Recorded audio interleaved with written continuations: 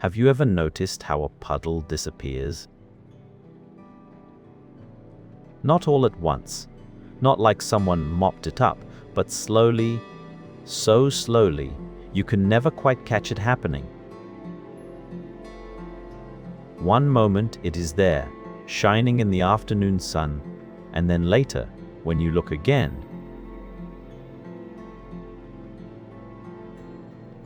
it is simply gone. Just gone.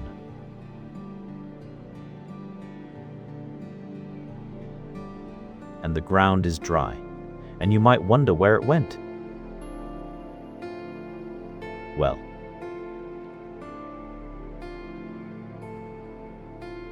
that is actually the beginning of a very long journey.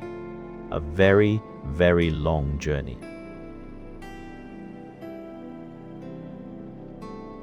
One of the longest journeys anything can take. And the wonderful thing is,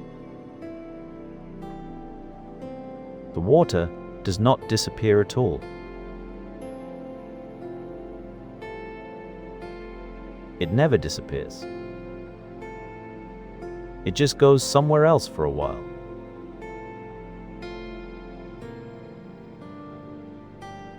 And then it comes back.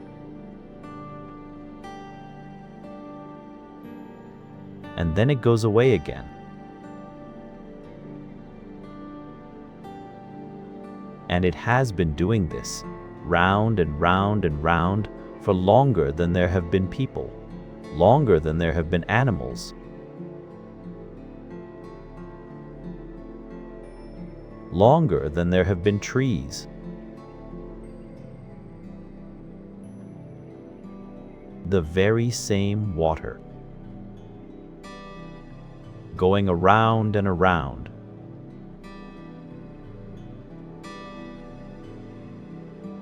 That is what we are going to talk about tonight, very gently and very slowly, until you drift off to sleep. The story of the water that goes around and around. Let us start at the ocean, because most of the world's water lives there. Imagine the ocean. Maybe you have seen it, or maybe you have only seen pictures.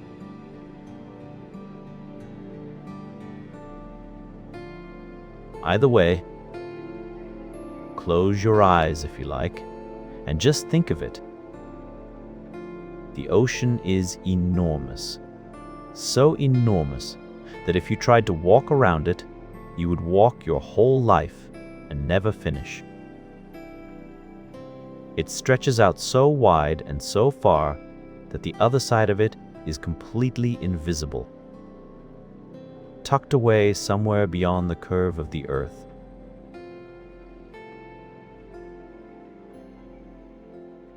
And the ocean is very, very deep. In some places, if you could turn a mountain upside down and lower it gently into the water, the very top of that mountain would still be far beneath the surface. The ocean just goes down and down and down, cold and dark and quiet. All of that water,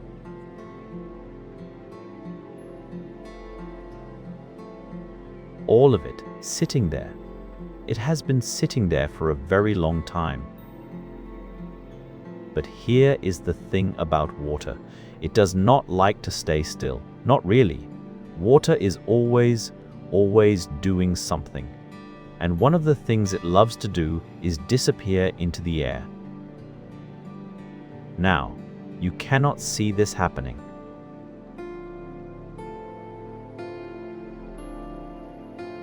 That is the funny thing. You cannot stand at the edge of the ocean and watch the water leaving. It happens too slowly, and the pieces that leave are too tiny. Too tiny to see.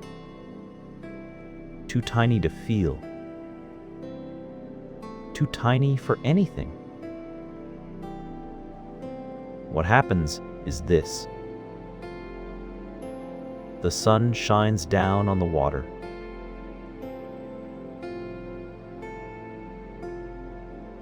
And the sun is very warm. You know that. You have felt it on your face on a summer day, that lovely warm feeling. Well, the water feels it too. And when the sun warms the water, the very tiniest, most invisible pieces of water, so small they have no color, no smell, nothing at all, they get excited.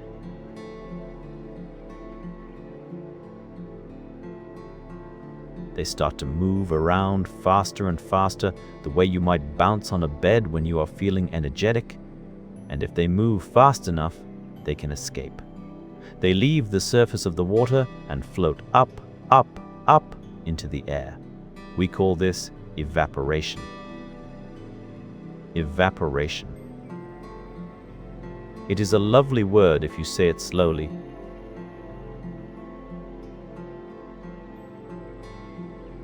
E-vap-o-ra-tine. It sounds a bit like the word vapor, which is another word for steam or mist.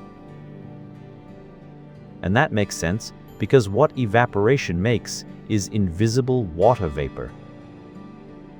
All day long, from every ocean and every lake and every river and every puddle, even from your glass of water on the bedside table, tiny, invisible pieces of water on the bedside table. Tiny, invisible pieces of water.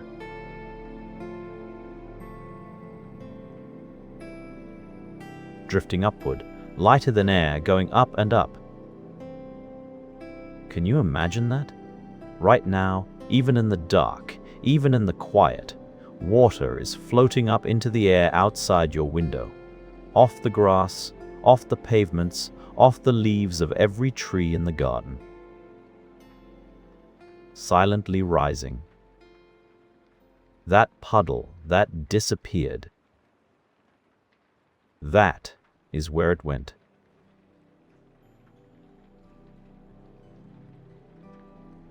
It did not go away. It went up. Now, the air up above us is very, very high. And as you go higher, it gets colder. You might know this if you have ever been up a very tall mountain or been in an aeroplane and looked out the window and seen snow on the mountaintops, even on a warm day.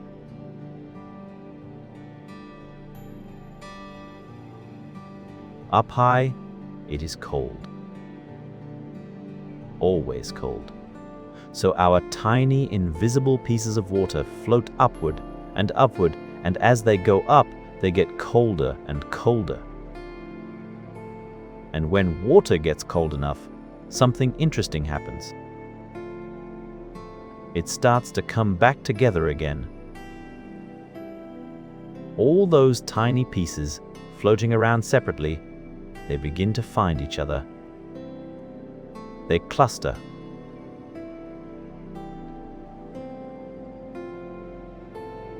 They stick together in little groups around even tinier, almost impossibly tiny specks of dust in the air. Tiny bits of dust or salt or smoke that are drifting up there, so small you would never see them. And the water wraps itself around these tiny specks like a little blanket and forms the teeniest drop. Isn't that lovely?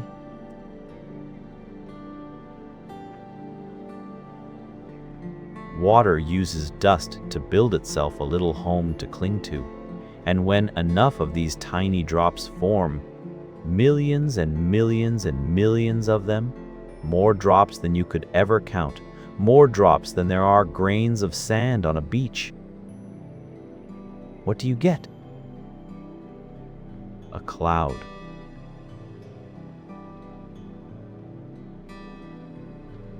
A cloud is just millions of tiny water droplets, all floating together, so small and so light that even the gentlest upward breeze keeps them in the air. We call this condensation. Condensation is when the water vapor cools down and turns back into tiny drops.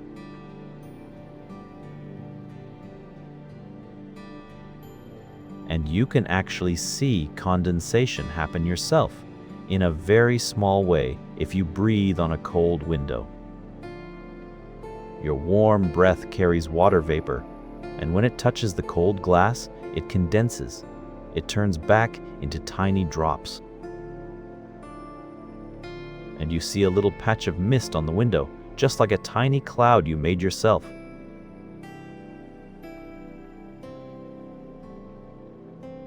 You are making clouds when you breathe on the window. Think about that the next time you do it.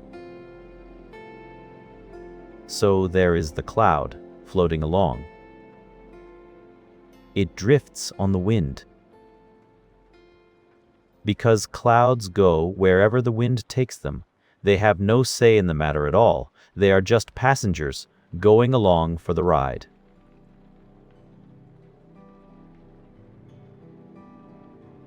And as the cloud drifts, it grows. More and more water vapor floats up from below and joins it. The drops inside the cloud bump into each other and join together to make slightly bigger drops. And those bigger drops bump into more drops and grow bigger still. Slowly, slowly, the cloud fills up.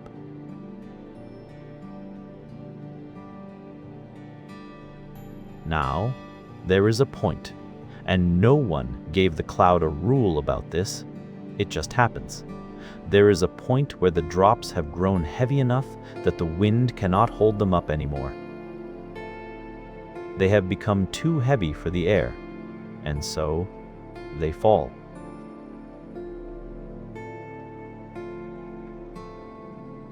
Down, down, down through the cold air, through the cloud itself, picking up more droplets as they go, getting heavier, falling faster. And then one day, and it might be on your street, or over a forest, or out at sea, or in a country far away, you hear the sound on the roof, the gentle pattering.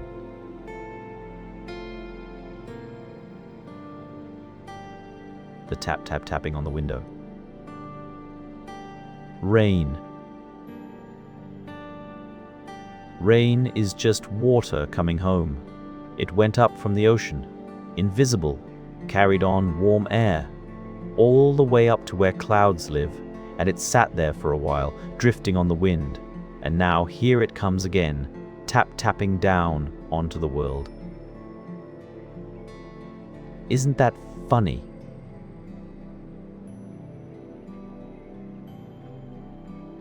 Every raindrop has been somewhere else before it got to you. Every raindrop falling on your garden tonight came from somewhere. Maybe from the sea just over the hills, maybe from a river in another country, maybe from clouds that were drifting for days and days before they finally decided to let go.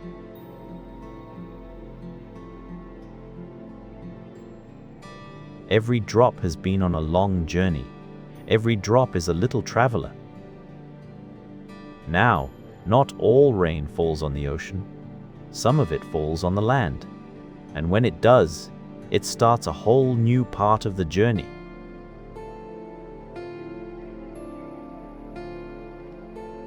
Some rain falls on the rooftops of houses and slides down the tiles and drips into the gutters and runs along the drain pipe and soaks into the garden. Some falls on fields where cows are standing with their eyes half closed in the rain, not minding it very much at all.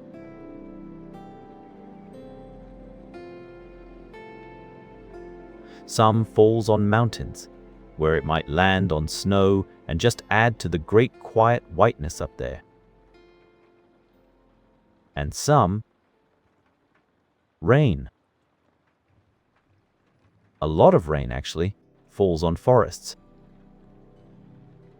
And forests are where something very interesting happens. When rain falls on a tree, it does not all hit the ground straight away.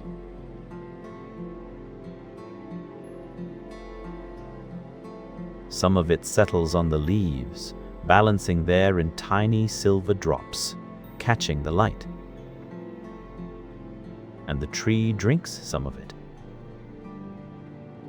Through its roots, which spread out underground like long, quiet fingers reaching through the dark soil.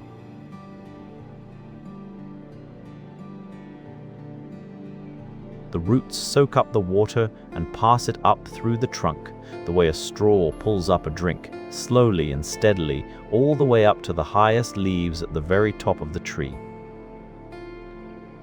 And then, here is the part that always makes you think.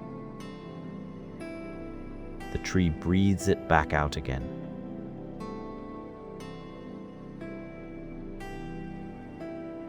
Through tiny little openings on the underside of its leaves, so small you could never see them, the tree releases water vapor back into the air. Just like you breathe water out when you breathe. That is why your breath makes the window foggy. Trees do the same thing.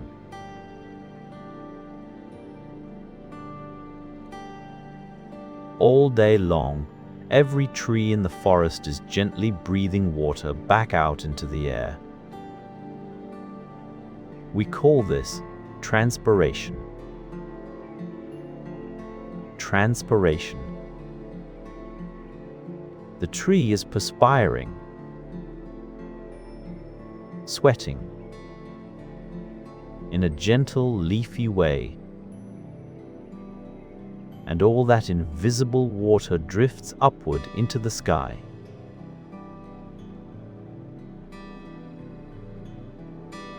A whole forest is like a giant invisible fountain, constantly sending water back up to become clouds again. Isn't that a lovely thing to know? The trees are helping the rain to happen. They drink the rain, and then they breathe it back up, and the clouds catch it, and it rains again.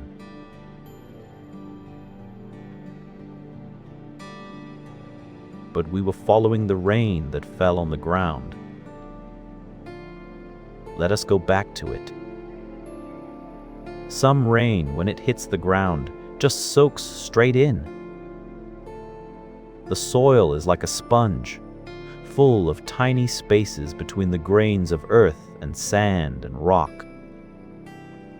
And the water seeps down into all those tiny spaces.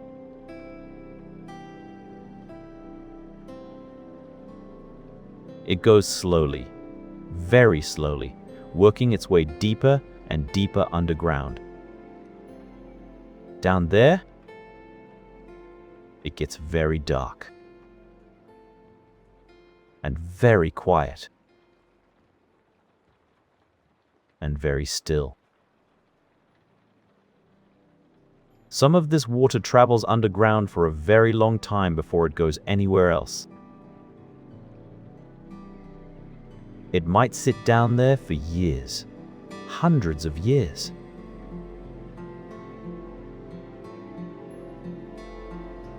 Some of the water underground right now has been down there since before your great-great-great-great-grandparents were born. It just sat there, in the dark, in the quiet, waiting. Eventually, some of it finds its way into streams that run underground.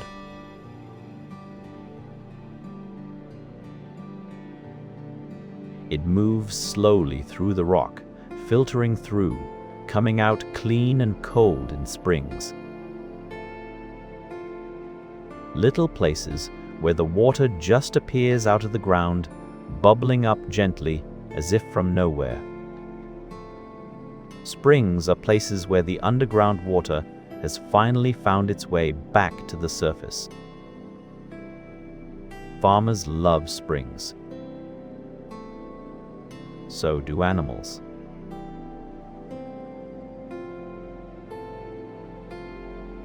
A spring in a dry place is an extraordinary thing.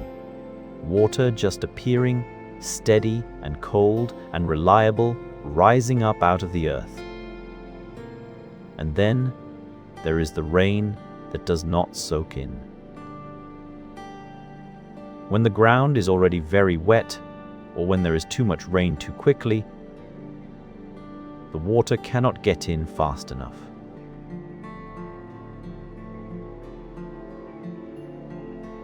So it runs. It runs along the surface, finding the lowest path, always heading downhill. It starts as a thin sheet of water on the hillside, barely there. Then it finds a little gully. Then the gully joins another gully. The water moves faster. It starts to carry little bits of soil, tiny grains of sand, a leaf or two.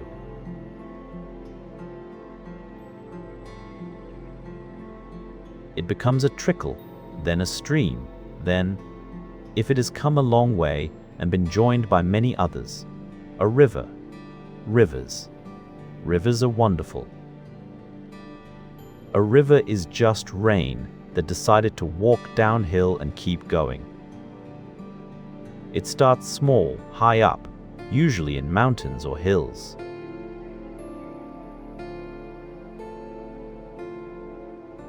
It might start as snowmelt. Snow that has been sitting on a mountainside all winter, frozen and still, and then in spring the warmth comes and the snow softens and it begins to drip, and those drips come together into a tiny stream.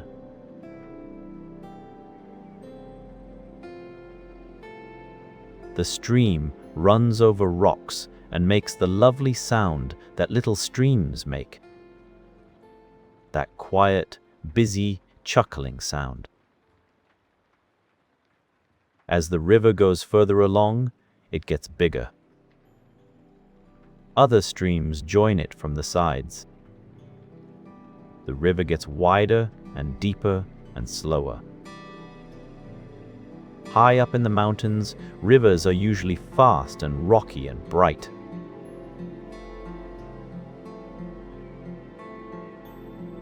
Down in the flatlands, rivers become wide and slow and peaceful, winding this way and that, taking their time. Rivers carry things with them as they go. Little bits of soil and sand and rock, ground down and broken up over years and years of water, wearing things away. Water is patient.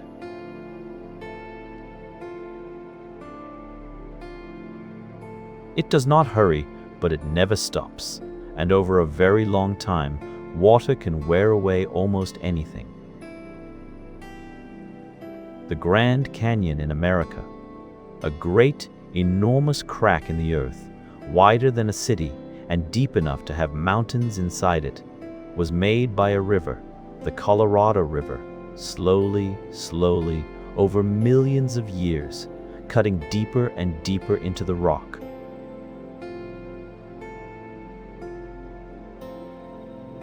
Just water, just patient, steady water.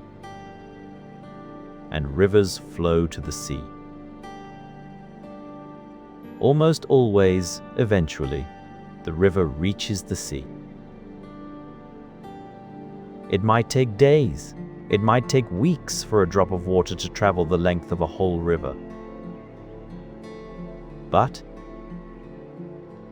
it gets there.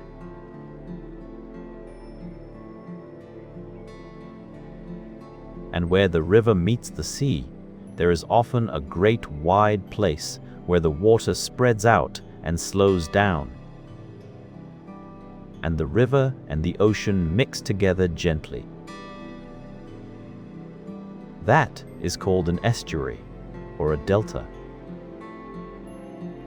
And in those places you get wonderful mudflats and salt marshes where all sorts of birds come to find food.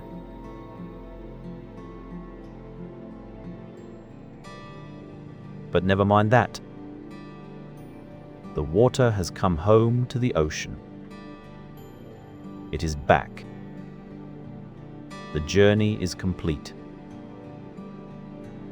And then the sun shines on the ocean again, and the water warms, and the tiniest, most invisible pieces lift off and drift upward, and the whole thing begins again. Around and around. The same water. Always the same water.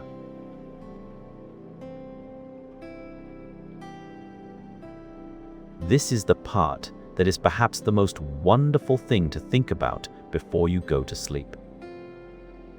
The water that is in your body right now, in your blood, in your cells, in the tears that sometimes come to your eyes, in the saliva in your mouth. That water has been here for a very, very long time.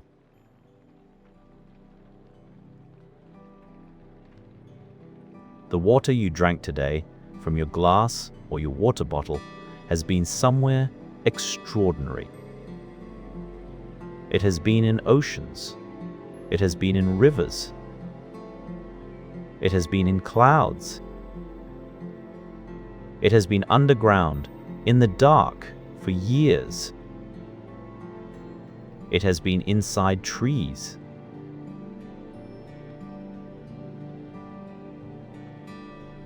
It has been inside other people long ago, people who lived hundreds of years before you. Some scientists think that any glass of water contains molecules, the very smallest possible pieces of water, that once passed through the body of a dinosaur. Not just one dinosaur, many dinosaurs.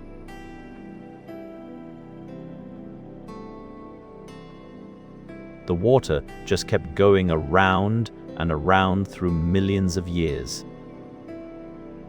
Can you imagine that? The water in your glass tonight, sitting on your bedside table in the dark. It has been in a cloud. It has been a raindrop. It has been in a river. It has been underground. It has been in the ocean.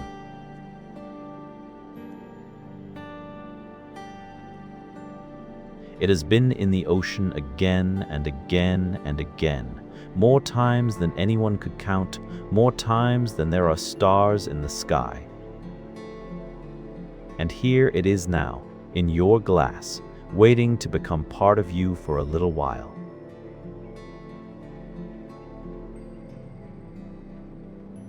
And then you will breathe some of it back out, as water vapor in your breath, and it will drift away to become part of something else. Now, let us think about snow for a little while, because snow is rain that is very, very cold.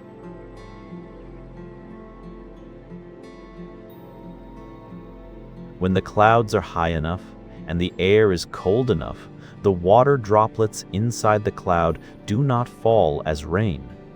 Instead, they freeze. But they do not freeze into little round balls of ice. Something much more interesting happens. They freeze into crystals. Ice crystals.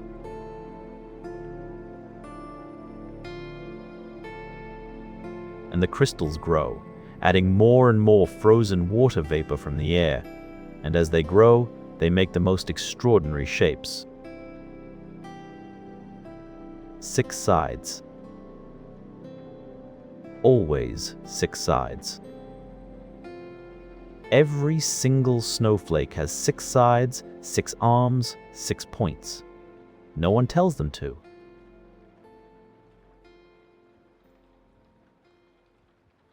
It just happens because of the way water molecules lock together when they freeze.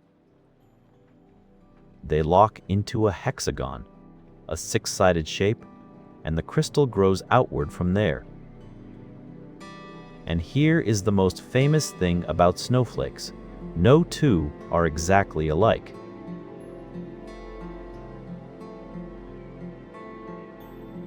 Because each one is growing in its own tiny little patch of air, encountering slightly different amounts of water vapor, slightly different temperatures, slight differences in everything as it drifts down through the cloud. The crystal grows differently at every tiny moment, and by the time it reaches the ground, it has had a completely unique journey that no other snowflake has ever had.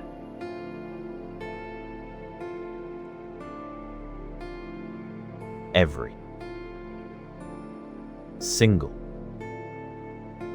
one different. In a heavy snowfall, billions and billions of snowflakes fall. Billions on just your street. And every single one is different. That is the kind of thing that is nice to let sit quietly in your mind as you drift off to sleep. Sometimes snow stays where it falls for a very long time.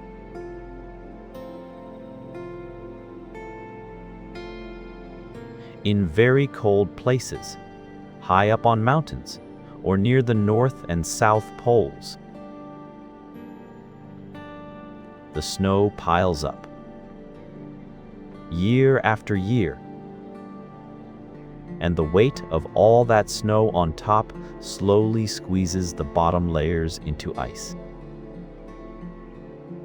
The ice builds and builds over hundreds and thousands of years until it becomes a glacier.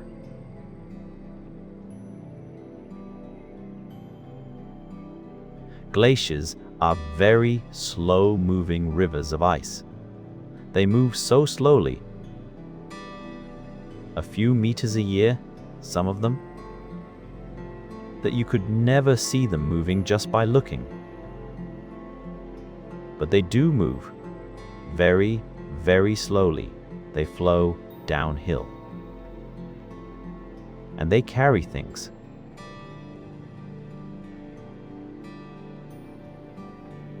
Glaciers pick up enormous rocks as they move and carry them along, the way a slow river carries sand. Some of the great boulders you see sitting in strange places in old countryside, sitting in the middle of a field, far from any other rocks like them, were carried there by glaciers in a very old, cold time, and left behind when the ice eventually melted.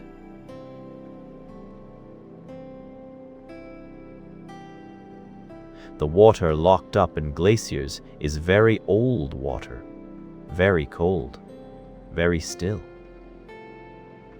patient as anything. But it melts, eventually. In spring, or in warmer years, the edges of glaciers melt into rivers, cold and clean and full of minerals ground up by all those years of ice moving over rock.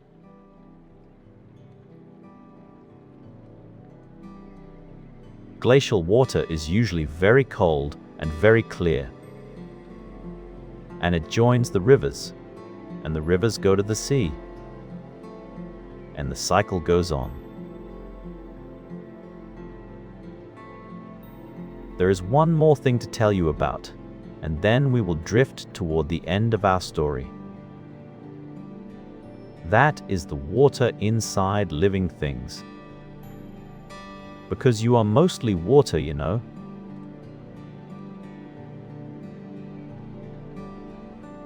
A very large part of your body, more than half of it, is water. Your muscles are water. Your brain is water. Your blood is water, with things floating in it. All animals are this way, all plants. Every living thing on Earth is full of water and needs water to keep going.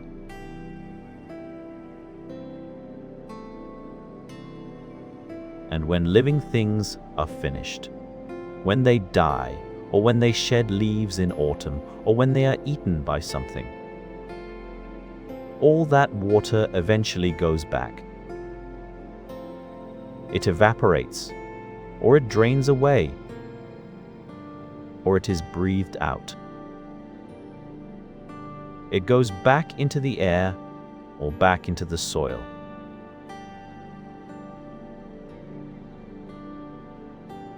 The water inside you right now will, someday, be part of something else. A plant, perhaps.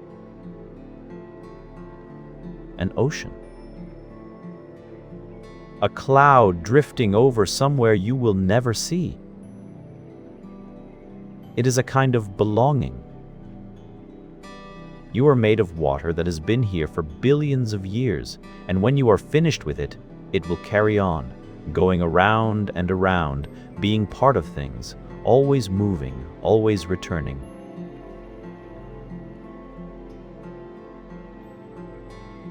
So there it is, the water cycle, going around and around and around. It starts. Or rather, it does not start anywhere, because it has no beginning. But let us say it starts at the ocean, just for something to hold on to. The sun warms the ocean, and water rises into the air, invisible.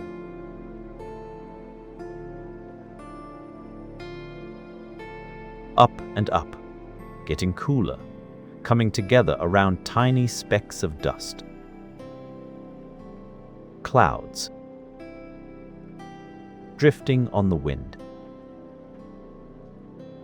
When the clouds grow heavy enough, the drops fall. Rain on the mountains, rain on the forests, rain on the fields, rain on the sea. Snow on the highest peaks, settling and piling and slowly becoming ice.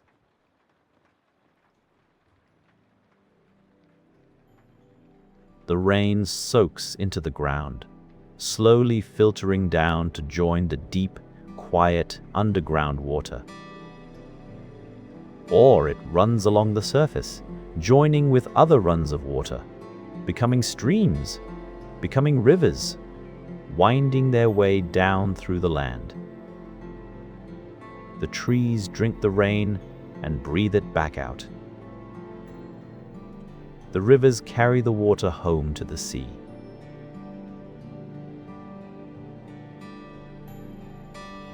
The glaciers hold some of it for thousands of years before letting it go.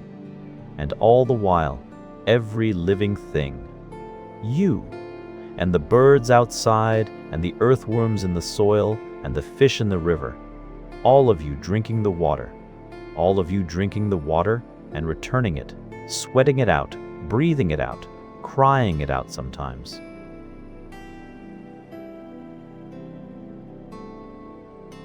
Always moving, always returning, always the same water.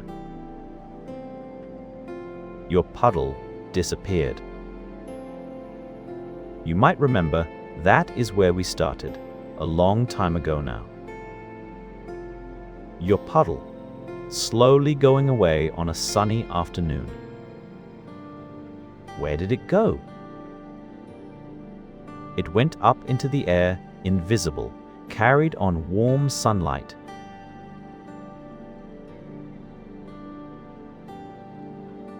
It drifted upward until it reached the cold air above and came together with other droplets thousands of meters above you, floating in a cloud. And it drifted on the wind over houses and fields and maybe over the sea.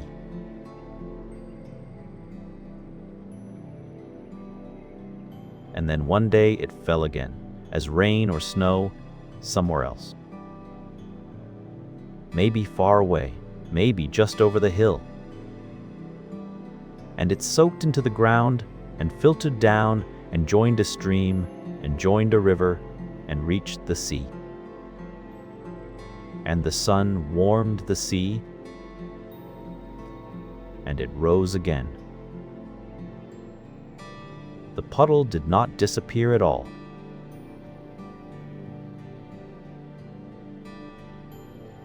It just went on a very long journey.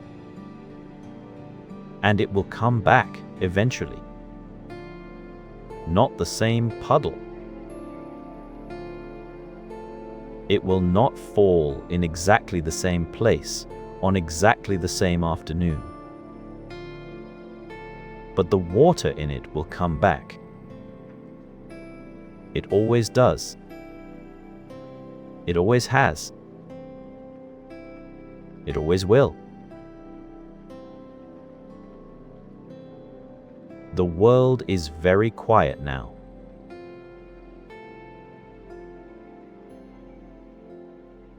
Somewhere outside, if it is raining, you can hear it. Tap, tap on the window. Water coming home from a long journey. Water that was in a cloud, that was in the ocean, that was in the air, that fell from the sky to be here now on your window in the dark.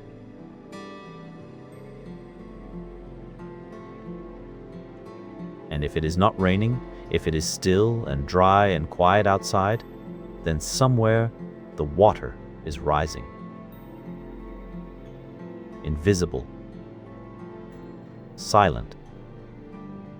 Drifting upward from puddles and rivers and the faraway sea, going up to become clouds, getting ready to come back again another night. It is always doing one or the other. Always rising or falling.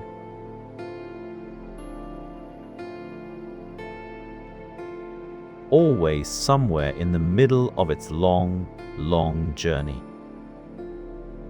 The same water. Always the same water. You have been carrying some of it today, and you will breathe some of it out tonight as you sleep, and it will drift away to become something else, and you will replace it with fresh water in the morning.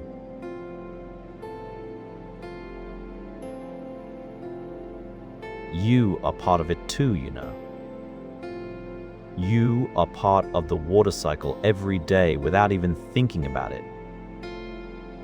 You drink the water, and you breathe the water, and you let it go again. And it goes on without you.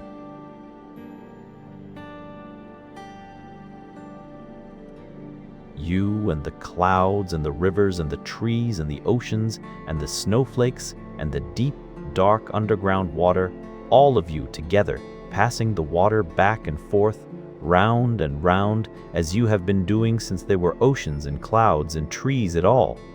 Round and round. Sleep now.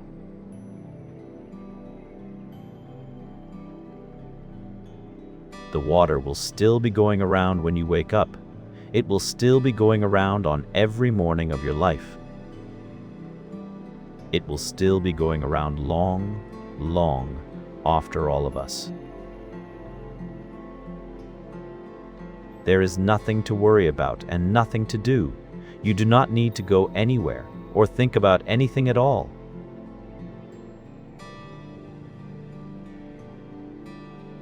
Just let the warm, quiet dark carry you, and listen, if you can hear it, to the sound of the rain on the window, or feel the stillness of the dry, still night. Either way, the water is moving. Either way, it is on its way somewhere.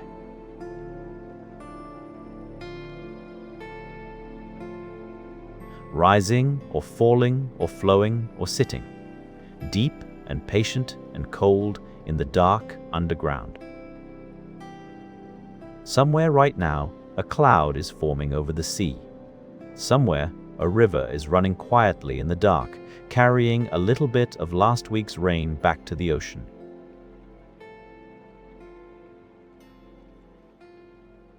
Somewhere a snowflake is falling, slowly, with no one to see it.